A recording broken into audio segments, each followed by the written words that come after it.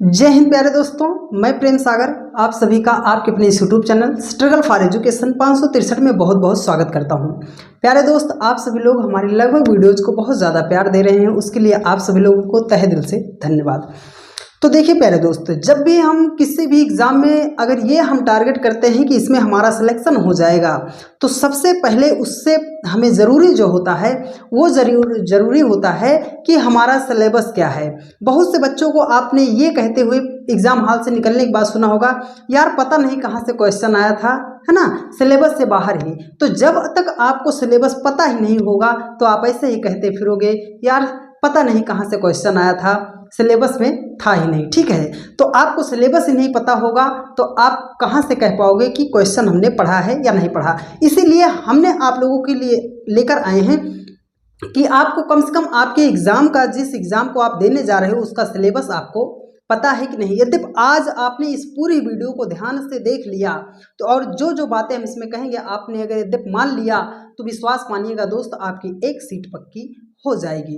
पढ़ना नहीं पड़ेगा, पढ़ना पड़ेगा, लेकिन जो जो बातें बताएंगे उसको आपको फॉलो करना पड़ेगा। तो चलिए ज़्यादा देरी न करते हुए हम वीडियो को शुरू करते हैं और बहुत अच्छे तरीके से उन सारी चीज़ों को हम जानने का प्रयास करते हैं जिसके लिए आप आए हो। ठीक है, देखिए तो एग्ज़ाम का जो नेचर है सबसे पहले हम उसको जान लेते हैं। देखिए अभी ये जो एग्ज़ाम का नेचर है ऑनलाइन या ऑफलाइन, अभी तक जो इसका एग्ज़ाम होता था वो ऑफलाइन होता था, लेकिन अभी जो है ये दुविधा में है ना।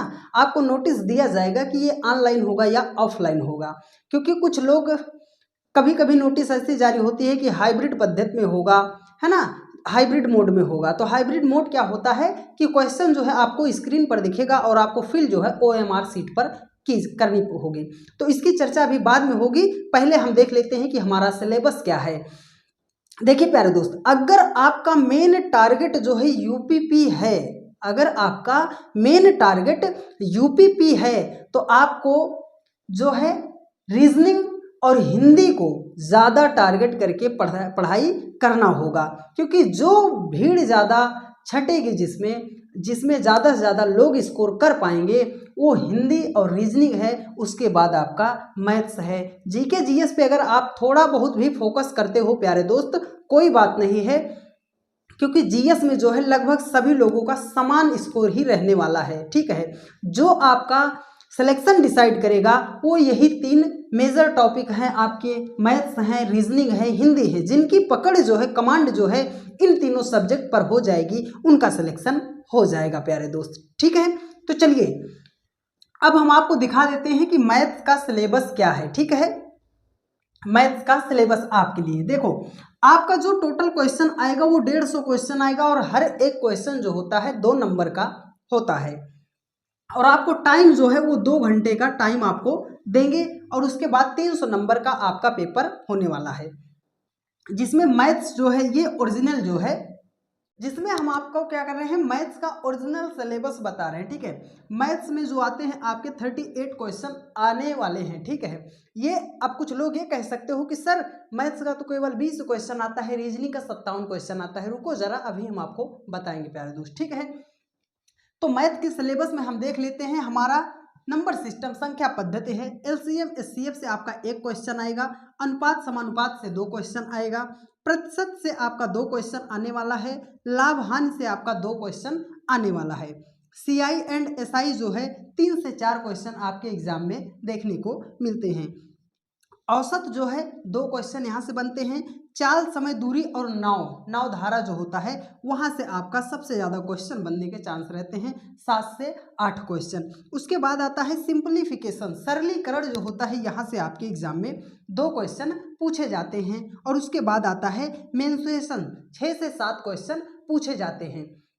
तो देखिए अब आप कहोगे सर हमारे एग्जाम में तो अभी तक जब तक जितना आया है वो 19-20 क्वेश्चन ही आया है। ठीक है, तो वही क्वेश्चन जो यहाँ से कट किया जाता है वही ले जाके रीजनिंग में ऐड कर दिया जाता है। ठीक है, तो आपको अगर मैथ्स में अच्छी पकड़ बनानी है, अगर आप चाहते हो कि आपका मैथ्स जो है कमज़ोर ना रह जाए, अच्छा स्कोर आप मैथ्स में कर पाओ, तो जिन जिन टॉपिक पे हम बता रहे हैं उनको आप ज़्यादा गौर करके पढ़िएगा, क्योंकि जहाँ से क्वेश्चन आएगा उसको आपको ज़्यादा पढ़ना है। देखिए आप चैप्टर को नोट कर सकते हैं आपको नंबर सिस्टम संख्या पद्धति जो है पढ़ना है। यहाँ से आपका 100% ज़्यादा क्वेश्चन पूछा जाएगा। दूसरा जो चैप्टर है वो चाल, समय, दूरी और नाव धारा से है। इस चैप्टर को आपको अच्छे तरीके से मेहनत करके पढ़ाई करना है, ठीक है। उसके बाद आता है मेंसुरेशन। इन 3 चैप्टर को आपको सबसे ज़्यादा पढ़ना है और CI and SI, in 4 chapter को आपको बिल्कुल छोड़ना ही नहीं है, ठीक है। क्योंकि जब भी क्वेश्चन बनेगा इन्हीं टॉपिक से सबसे ज़्यादा क्वेश्चन बनेगा, ठीक है। अब चलते हैं हम आपके रीजनिंग के सिलेबस पर। सारे सिलेबस को बता दे रहे हैं, उसके बाद आपको बेस्ट अप्रोच बताएंगे मैथ्स को सीखने के लिए कि आप मैथ्स में अच्छा स्कोर कैसे कर पाओगे, ठीक है। चलिए, रीजनिंग का जो ऑफिशियल अभी इसका क्या है कि 37 क्वेश्चन आते हैं। हमने बता दिया कि यहाँ से जो 20 क्वेश्चन काटते हैं वहां ले जाके 55 से 57 क्वेश्चन के बीच यहाँ पे रख देते हैं, ठीक है। तो रीजनिंग का जो आपका आएगा वो 55 से 57 क्वेश्चन ही आते हैं, ठीक है। अब देखिए, इसमें आपका नंबर सीरीज है, क्लासिफिकेशन है, ब्लड रिलेशन है और डाइस है ना, पासा जिसको कहते हो आप, पेपर कटिंग है, एनालॉगी है, कोडिंग डिकोडिंग है, मिरर है, उसके बाद कैलेंडर एंड घड़ी है और डायरेक्शन टेस्ट है और उसके बाद कथन निष्कर्ष है। इन चैप्टरों को आपको बेहतरीन तरीके से पढ़ना है और इसमें भी अगर आपको ज़्यादा पढ़ना है तो आपको डायरेक्शन टेस्ट जो है अच्छे तरीके से पढ़ना है, क्योंकि यहाँ से आपके एग्जाम में 4 से 5 क्वेश्चन आपको दिखाई मिलेंगे, ठीक है। डायरेक्शन टेस्ट है ना, मिनिमम क्वेश्चन आपको 2 क्वेश्चन तो दिखाई पड़ेगा, उससे प्लस वो 5 तक ले जा सकते हैं, ठीक है। और उसके बाद आपका कोडिंग डिकोडिंग हो गया, उसके बाद आपका नंबर सीरीज हो गया, क्लासिफिकेशन हो गया, ठीक है। अब देखते हैं कथन निष्कर्ष, ठीक है। तो इन टॉपिक को आपको बिल्कुल भी छोड़ना नहीं है। जिनको हम बता रहे हैं उनको आपको जरूर गहनता के साथ अध्ययन करना पड़ेगा प्यारे दोस्त, क्योंकि हो सकता हो इसमें 1-2 चैप्टर से क्वेश्चन ना बने, लेकिन जिनको हम कह रहे हैं वहां से 100% आपके एग्जाम में क्वेश्चन बनता ही बनता है। तो उन चैप्टरों को आपको बेहतरीन तरीके से फोकस करके पढ़ना है, ठीक है। अब बात आती है हिंदी की, है ना। हिंदुस्तान में रह के हिंदी को ना जाना तो किसको जाना, है ना। तो हिंदी जो है, हिंदी के सिलेबस को आप सबसे पहले देख लो। पर्यायवाची के शब्द आएंगे, विलोम शब्द आएंगे, उसके बाद लोकोक्तियां और मुहावरा आएगा, ठीक है। संधि आएगा, लिंग आएगा और वचन आते हैं, ठीक है। अब देखिए, अनेकार्थी शब्द है, मतलब अनेक अर्थों वाले शब्द, है ना। और रचनाएं जो हैं, प्रमुख रचनाएं जो अभी आपके लगभग करंट अफेयर से रिलेटेड हों, जिनको लगभग अभी वर्तमान समय में हाल फिलहाल में पद्म मतलब कोई सा पुरस्कार जो दिया गया हो, उनको आप नोट करके लिखिएगा, ठीक है, क्योंकि वही रिलेटेड क्वेश्चन आपसे रचना में पूछे जाएंगे। अब बात आता है अनेक शब्द का एक शब्द, ठीक है। और उसके बाद आता है अशुद्धि संशोधन। तो ये वो टॉपिक है हिंदी के जहां से आपके एग्जाम में क्वेश्चन पूछे जाते हैं। तो हमने आपको सिलेबस तो बता दिया। अब देखिए जीएस का सिलेबस। सर जीएस में आप पढ़ते हो, बहुत विकराल सब्जेक्ट है, आपको वो पता होगा, जिसमें क्या होगा कि इकोनॉमिक्स से आपके 2 से 3 क्वेश्चन आएंगे, पॉलिटी से 3 से 4 क्वेश्चन आते हैं, हिस्ट्री से 3 से 4 क्वेश्चन आते हैं, ठीक है। उसको हम ओरली बता दे रहे हैं, आप उसे समझ लो, क्योंकि उसमें पढ़ना बहुत ज़्यादा है। अगर आपके पास टाइम अभी तो है ही, पढ़ना चाहते हो तो सबसे ज़्यादा आप उसमें पढ़ना क्या, यूपी जीके। आप यूपी जीके और पॉलिटी अच्छे तरीके से पढ़ लेना, ठीक है। पॉलिटी और यूपी जीके आप स्पेशल, तो हिंदी हो गया, रीजनिंग हो गया और आपका मैथ्स हो गया। ये इतने आपके सिलेबस में हमने बता दिया उन सभी को, ठीक है। अब देखिए हम चलते हैं, क्योंकि हमें मैथ्स ही पढ़ाना है, इसलिए हम मैथ्स में हमने आपसे कहा है कि अगर आप हमारी लगभग क्लास को देखते हो, अभी जो भी मैथ्स चालीसा हम लेकर आए हैं, जिसमें आपकी 40 क्लास होगी, ठीक है, रात 8 बजे ही होगी। अगर आपने उन 40 क्लास को अच्छे तरीके से देख लिया प्यारे दोस्त, तो आप जो है कितना भी आप कम से कम स्कोर करते रहोगे, तो आप उसमें जो है 19 से 20 क्वेश्चन आप 100% आप अपने एग्जाम में कर पाओगे दोस्त, ठीक है।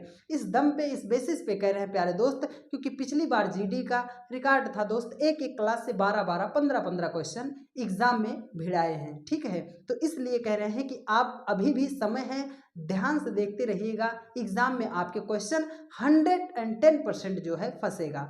चलिए, अब हमने इन चैप्टर को बता दिया, सिलेबस को हमने कवर कर दिया, ठीक है, बता दिया। देखो अब हम आपको बता दे रहे हैं कि अगर आप मैथ्स को बहुत अच्छे तरीके से सीखना चाहते हो तो कैसे आप करोगे। अभी भी मैथ्स मतलब टाइम है, आप अच्छे तरीके से 40-45 दिन जो बचा है आप अच्छे तरीके से कवर करोगे तो कर ले जाओगे, क्योंकि पढ़ना तो पड़ेगा ही। अगर बिना पढ़े ही सब कुछ हो जाता तो क्या बात रहती है ना।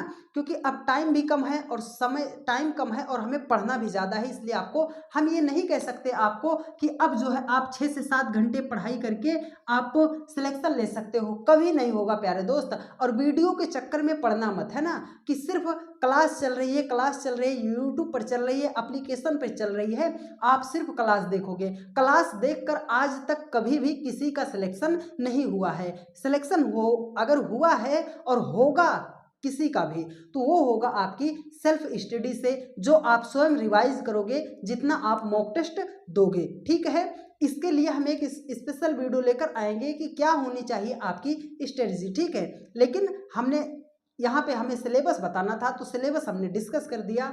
अगर और कोई भी आपका डाउट है तो आप कमेंट में बता सकते हैं, पूछ सकते हैं। ठीक है, तो वीडियो कैसी लगी है आप कमेंट करके ज़रूर बताना और ज़्यादा से ज़्यादा लोगों के पास शेयर करने का प्रयास ज़रूर कीजिएगा। ठीक है, तो ठीक है दोस्त, मिलते हैं आप लोगों से रात 8 बजे। भूलिएगा मत, रात 8 बजे आइएगा मैथ की क्लास में। तो वीडियो को ज़्यादा से ज़्यादा शेयर ज़रूर कीजिएगा। लव यू, टेक केयर, धन्यवाद, वंदे मातरम।